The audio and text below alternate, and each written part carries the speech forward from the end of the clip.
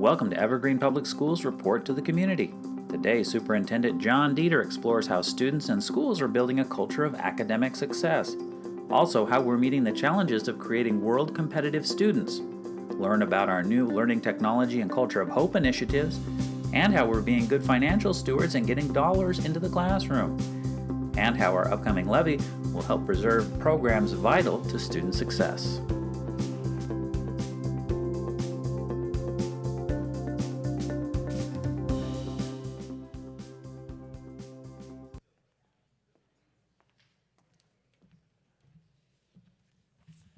Wow, those lights are bright.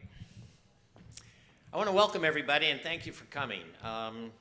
There are so many good things going on in the Evergreen School District that we just wanted to take an opportunity to share some of that with our community as much as possible, and anybody who could make it today, your attendance is very appreciated. I want to first introduce 4 students from Evergreen High School's choir department that will sing the Star Spangled Banner. Please come out.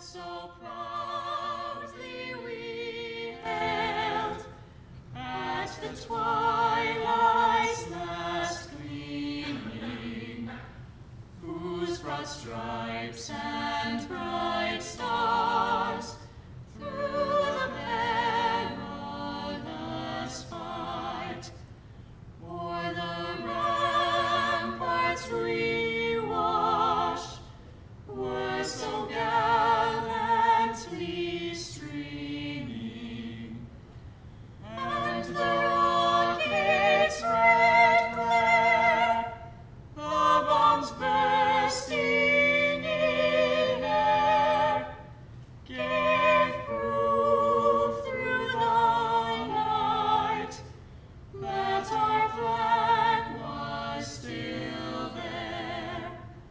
Oh, say does that star-spangled banner yet wave o'er the land of the free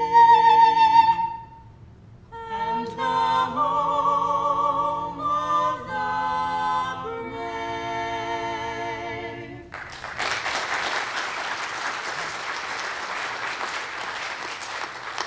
Thank you very much. You know, one of the things that I'm most proud of in Evergreen is our music programs.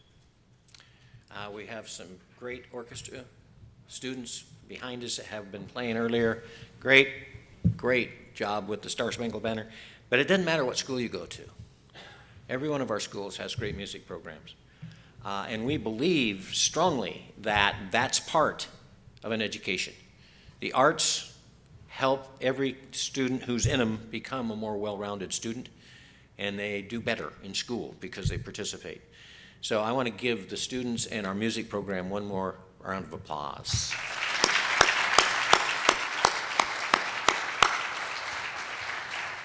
And I also would like to thank some people. Our student greeters from Burton Elementary School, Cascade Middle School, and Evergreen High School. It's an early release day. They could be home playing outside, and they're here helping us, and that's very much appreciated. I'd also like to thank the staff from Evergreen High School who really worked hard to make sure that the venue was ready and the things that we needed to get done are getting done. And last of all, I'd really like to thank the video students who are videoing this for us so that we can show it on our channel later and show it many more times, so people who couldn't be here today will have the opportunity to enjoy the information we're going to share. I'd also like to introduce Victoria Bradford, who is a member of our school board who was able to get the afternoon off and come and tell you I don't know that anybody really realizes how much time, effort, and energy our school board members put in. And Victoria is done 16 years and just got reelected for 4 more, and I can't tell you how pleased I am with that because she is such a wonderful supporter of our schools. I'm going to move right into this, and it's very important for me to say to you, we're going to do some bragging today, but we're also going to talk about some needs, and we're also going to talk about some things we want to do in the future. There's a lot going on in education. The other morning, and I see Mike Bomar sitting out there from CREDC, and great education partner for us, but the other morning, the Columbian hosted an economic development breakfast. And so Mike Merlino and I attended, and it was very interesting because the 3 panelists, who are all CEOs from companies that are headquartered in Vancouver, Cooney Automotive and Peace Southwest Medical, as well as Nautilus, all had 2 messages that I took away that were very important. One is change.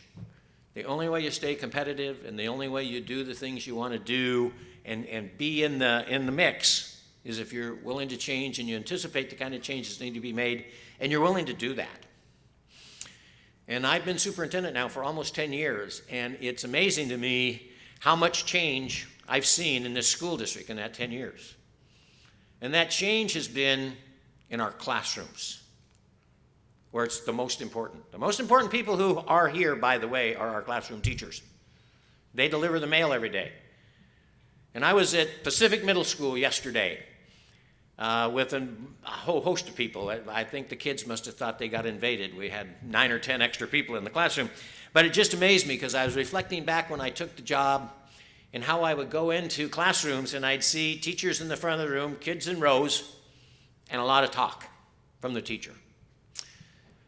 Yesterday, I went into 5 or 6 classrooms, kids actively engaged in their groups, working on the things they needed to be working on, and the teacher facilitating that learning rather than being the person who had all the information. And no matter what school I go to in this district today, that's the kind of change we've seen in classroom instruction. And that's the most important thing that goes on here, is our classroom instruction. We have great teachers.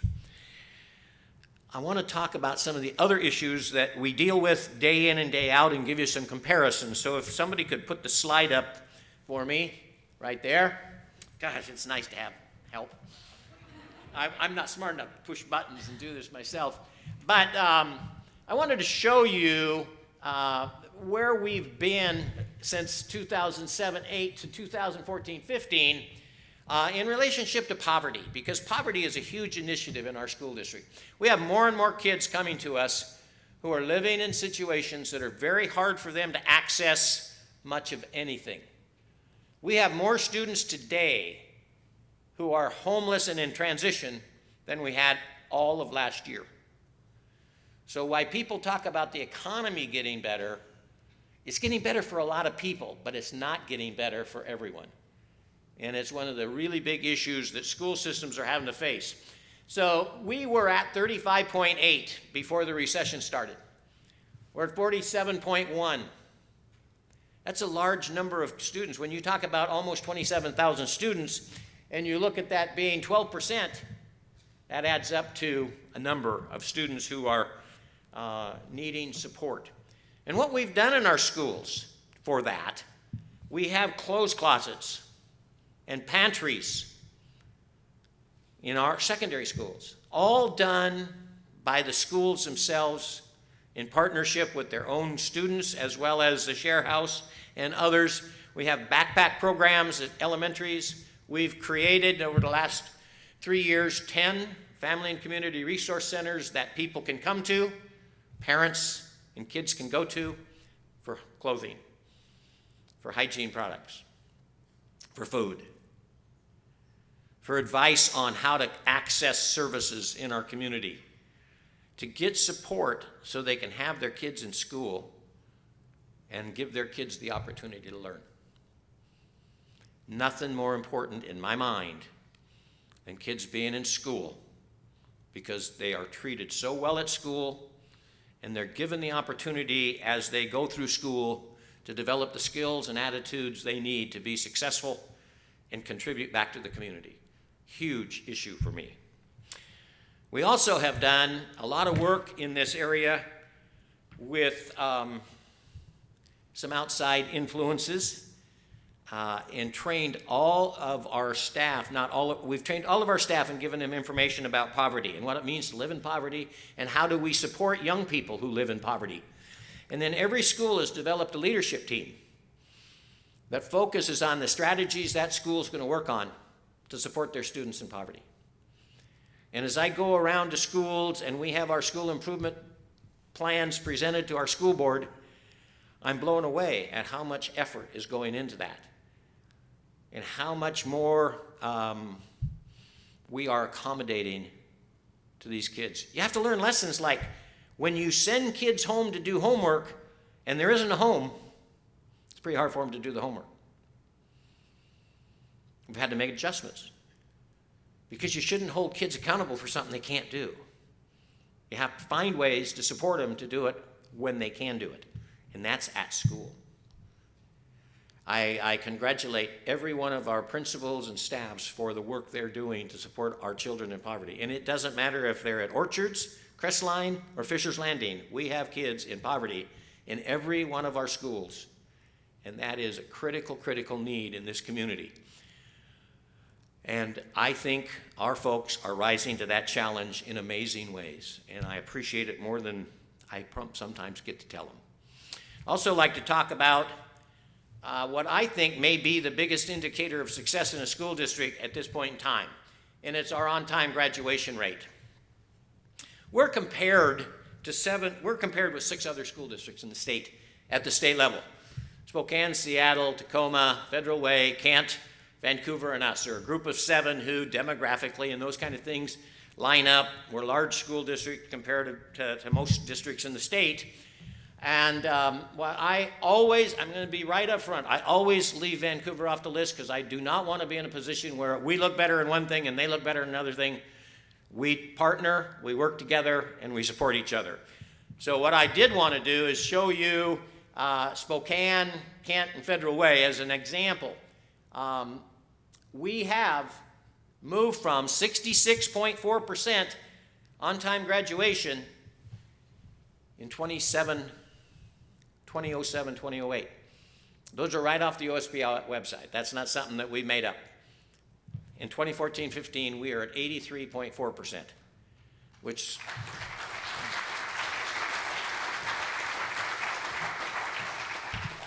is the highest on-time graduation rate for our comparative group.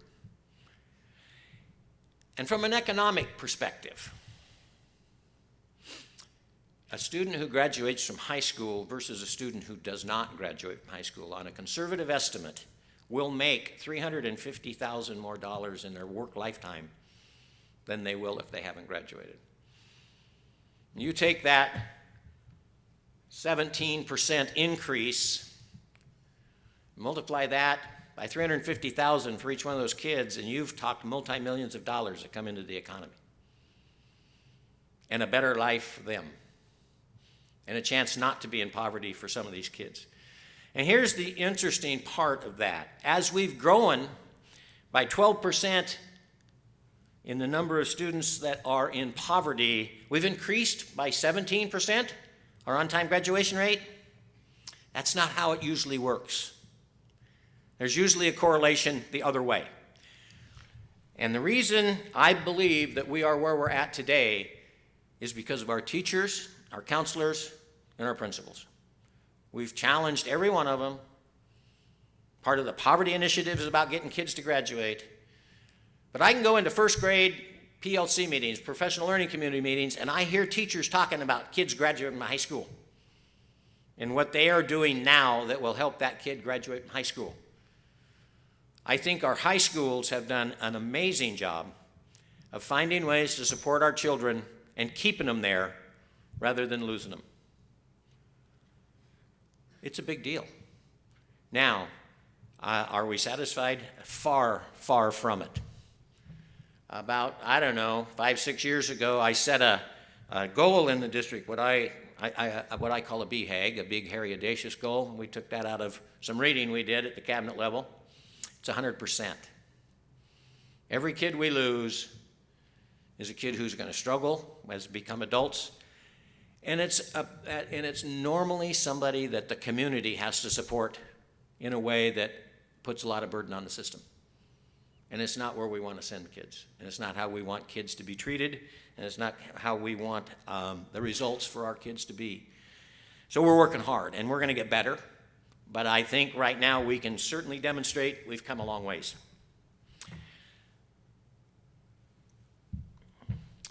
You know, the other thing, I said there were two things that I heard from those CEOs. The first one was certainly about change. The second one was one of the things they found since they've moved to our community, and a tribute to being able to recruit good workers, is schools.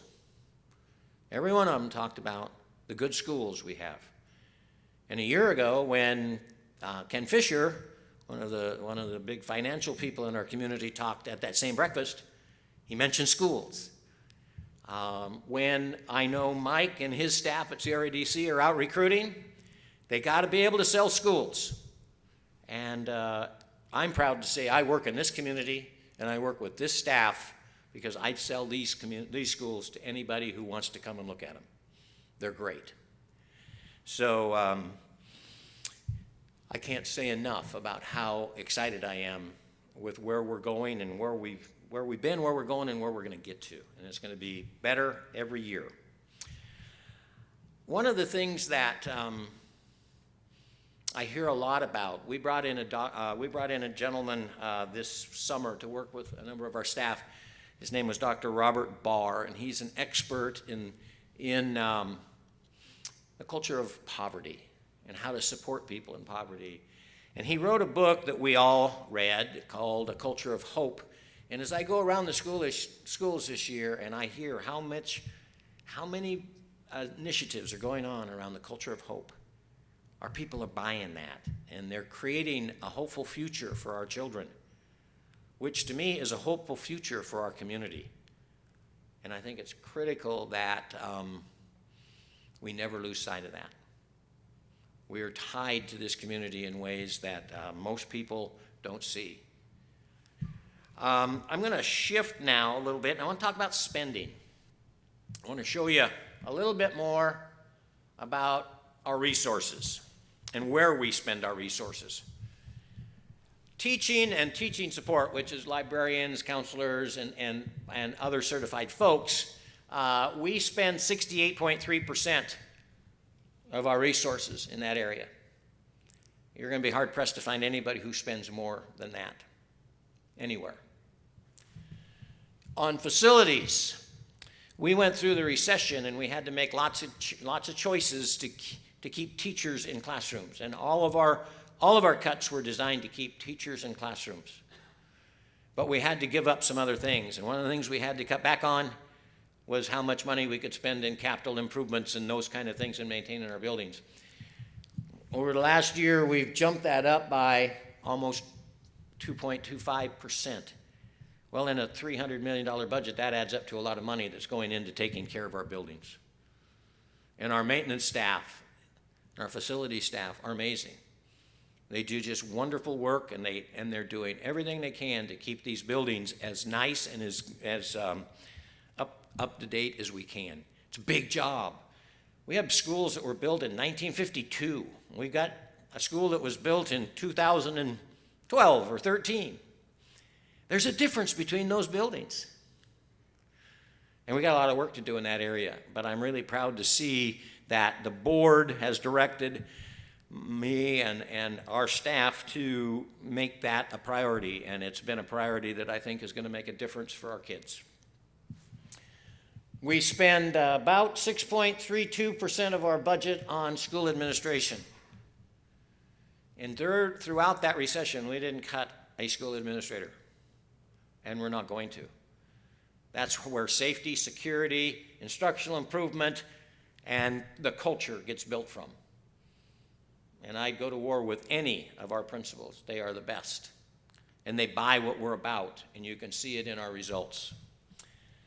We spend 4.13% of our budget on central administration. During the recession, we cut almost 45% of our administrative staff at the central office. Now, I would be less than honest if I said we haven't added a couple of those back, but we have added very little of that back. And 4.13% is a very low number for a central office. And I'm proud of that because we're still getting the job done. I mean, you know, the guys that work with me are running around with their tongues hanging out, but that's okay. They get to rest on weekends, right? We work hard. We work hard because we care about kids. But we still are spending, this is percentages, but we are still spending less actual dollars on central administration today than we were in 2007-8, which is pretty amazing when you think about all the changes and all the inflation that's gone on since then. So, and in utilities, I'm really proud of utilities. Back then we were spending 3.14%, now we're at 2.18%, and we've been recognized 5 or 6 straight years as an Energy Star partner, and that's a national recognition. It's amazing how much our staff, our maintenance staff and our teaching staff and our kids have bought into conserving energy, because every dollar we conserve in energy is a dollar we can spend in the classroom. And it's pretty amazing that we're one of 2 or 3 school districts in the nation who have been recognized that way. So we're working hard to use our resources in a way that serves kids, and it's about kids. I want to talk a little bit about a couple future things that are on the horizon that I think are really, really critical. And the first one is what we call the LIFT initiative. Dr. Steach, our deputy superintendent, came up with this acronym, and it's going to just be one of the great things that happens in our school district over the next 2 or 3 years. We've committed to having our students have a 1-to-1 computer in grades 4 through 12 by the fall of 2017. And you can say, well, why that late? Because we're going to have our staff ready before we give it to our kids. We've done a lot of research. We've traveled and looked at other districts, and we spent time studying how to do this and do it well. A lot of districts have spent the money and put it in kids' hands and have not found that it's made a difference because the teachers weren't ready. We've got to put our teachers in front of that loop rather than behind it. And we're working hard on that. Derek Brown from our IT department, head of our IT department, Chris McMurray, our assistant superintendent, and John Steach, our deputy superintendent, are managing that, and I think they're doing a wonderful job. And we're going to get there. But here's the more exciting part to me about getting there. We're going to get there through our general fund, where almost every other school district has gotten there by asking for a special tech levy. We're not going to ask our community for more money. We're going to make do with what we have and put that as a priority. And I hope you heard me. That is a critical thing. We are not going to ask our people, our taxpayers, to tax themselves at a higher level. We can get this done in our general fund. And we will get it done in our general fund. And that's exciting, but every child in our district will have, 4 through 12, will have a computer 24/7 during the school year. Now that's a tool, and I want to emphasize, this is a teaching and learning initiative, not a technology initiative. But a teaching and learning tool, just like in the past, a calculator became a teaching and learning tool, or a pencil and paper when I was in school, or a textbook. Those are learning tools. This will be a learning tool. Kids will not be on them 24/7, but they will have access to more resources and more information than they've ever had in their life, and it's the new world they're going into, and it's the world we ought to prepare them to go into. We're excited. Next year, we've selected 7 schools, 4 elementary schools, 2 middle schools, and a high school, who all put in applications to go through this process, and they'll be what we're calling our innovation centers. And they will have those computers next year, and they will be the ones who are out in front working to show us how to help everybody else when we plug everybody in. And I'm really excited because we didn't go pick them. They went through a very extensive application process, and it was reviewed very closely, and they were selected because of their readiness. And the readiness not only from the administrator, but readiness from their teaching staff to run out and try some things and be out in front and be the people who are willing to take that risk and be our innovators. And that's going to be an exciting process for those 7 schools next year. And the others are going to learn from that. And some chose not to apply because they need the time to learn from that. And that was perfectly okay with us. We want people to move through this when they're ready and when they're comfortable so they can be successful. And the bottom line is, it's not about the teachers being successful. They have to be successful for kids to be successful. And this is about getting kids to be successful. So that's a big part of our future. And we are spending a lot of money on that, because during the recession, we didn't spend any money on technology. We had to make decisions between keeping teachers in classrooms or buying the other stuff. We kept teachers in classrooms. Now we have to spend money on those things. And all this great new money the state tells us we're getting, which is very true that we are getting some new resources, but maybe not as much as some people want you to believe, is going to our capital needs, and it's going to our technology.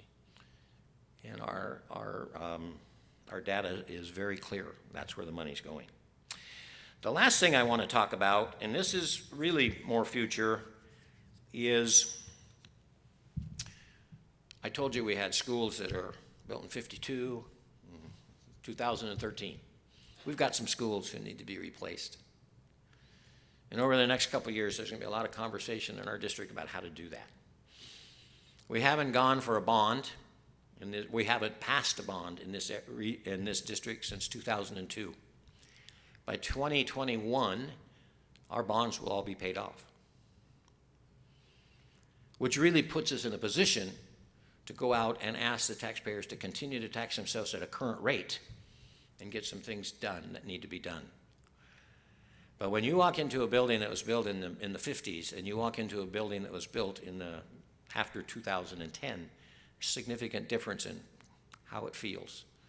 But it's also a significant difference in how much it costs to operate, how to retrofit it for the technology we need, and the message it sends to kids. I remember when I first came to the district, this hit me in the face as hard as anything I can remember. I came to the district as a curriculum director and some of those kinds of things before I became superintendent. And during the process, they were replacing Cascade Middle School with the building right next door. They were replacing Orchards Elementary School and Covington Middle School.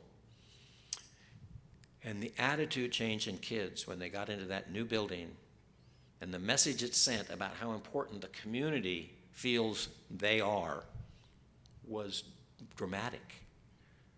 It hit you in the face when you went in, because the kids were walking through an area that they could be proud of, as opposed to an area where maybe the ceiling tile was all wet and fall, or not wet, but you'd see the stains and those kind of things. It was amazing. We want to move forward with a similar initiative in the near future. And we'll time that so that the taxes don't go up. Again, we are very serious about trying to take care of our taxpayers. It's very hard. One of the things that happens in our district that most people don't realize is that we have the lowest assessed value per child in this region. So it costs our taxpayers more to support us than it does in a district who has more valuation per student. And the reason for that is we simply don't have industry. You know, our neighbors to the west have the Port of Vancouver, and the Port of Vancouver is a very vibrant economic engine for our community, and they're wonderful partners with us, but they don't give us any tax money because they're not in our school district. So it costs more, and we're very, very serious about protecting our taxpayers at any cost we can protect them at, and still deliver the kind of education and the kind of opportunities for our kids that they deserve. So I want to thank you for being here. I want to show you about a 4.5 or 5 minute video on our levy. We do have a levy on the 9th of February. It's critical. It's well over $200 million when you add the 3 years up plus the levy equalization that we get from the state if we pass it, or don't get from the state if we don't pass it. It's a big deal, and it's an investment in our kids, and it's an investment in our community, and I really appreciate it if you take just a few minutes to watch this, and then I'll come back and we'll see if there's questions. Thanks a million.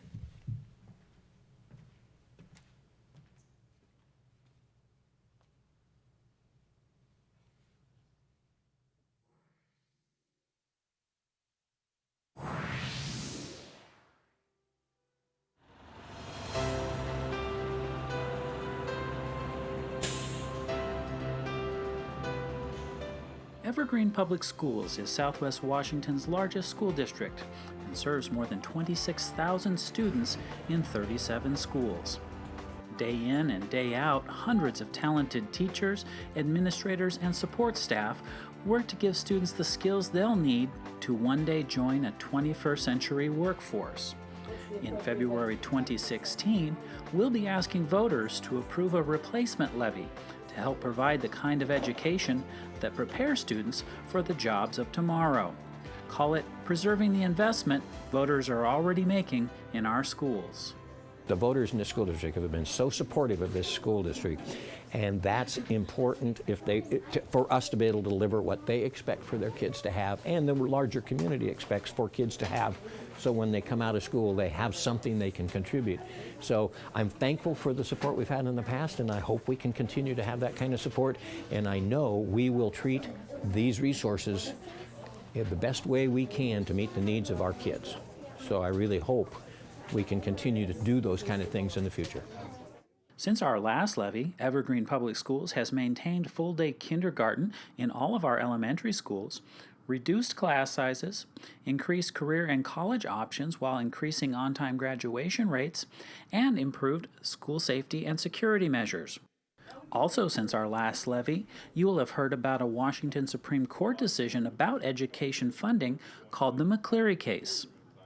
While the legislature is still working to fulfill the funding requirements of the McCleary case, it's important to know that the court decision and some legislative funding has not come close to closing the gap between the dollar amount the state provides for basic education and the actual cost of providing that basic education. The legislature is currently being held in contempt of court and is subject to a daily fine of $100,000 for not fully funding basic education according to its own formulas. This levy will cover the gap between what the state funds and what it actually costs to maintain vital educational programs, including programs beyond core academics.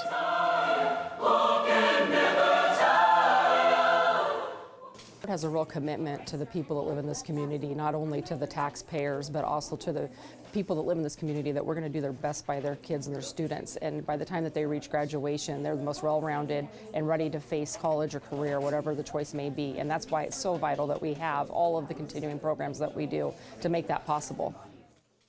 What are just some of the things this replacement levy will maintain and preserve? An estimated 200 teachers to help reduce class sizes, funding for our 21st Century Technology Initiative, and funds for music programs, athletic programs, and extracurricular activities. You will be asked to consider a levy to replace the current one, which expires in 2016. Evergreen Public Schools is requesting $49 million in 2017, $51.5 million in 2018, and $54 million in 2019. The estimated cost per $1,000 of assessed home value is projected to be $3.51 in 2017, 2018, and 2019. That's the same rate as the current levy, which expires in December of 2016. Evergreen Public Schools is dedicated to fiscal responsibility and providing your community's next generation a world-class education. This parent and local realtor knows the importance of maintaining healthy schools. Schools are important to me as a parent because I, of course, want my kids to, be in a safe environment. I want them to have the latest tools and technology that is going to help them in their future. I mean, hey, we're in it's a different day and age today. I mean, kids are technology and all the things that they have to learn and know. So as a parent, I want my kids to be exposed to that and so that they're not left behind when they get out of school and go into college. People want to be in good school districts, and I think that it affects me as a person just because of my investment. I mean, I live in the Evergreen School District, my kids are in the Evergreen School District, and so it's a really big deal to be able to let a client know that they're buying a home and investing in a home and it's in a great school district. If you have questions about the replacement levy, please send an email to election@evergreenps.org or call 360-604-4134. To introduce Christy Brown Silva and Toby Lusich, who are right here, who have really been the drivers of the levy campaign from a citizens group, and thank you very much for all your hard work.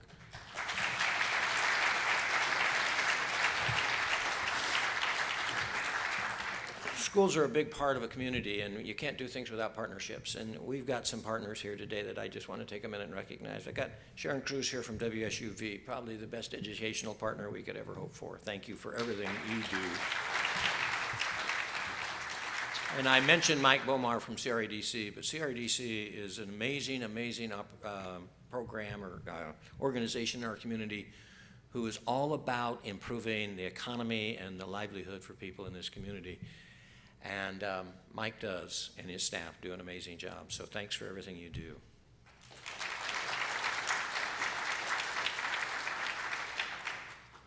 We couldn't be luckier to be in this place.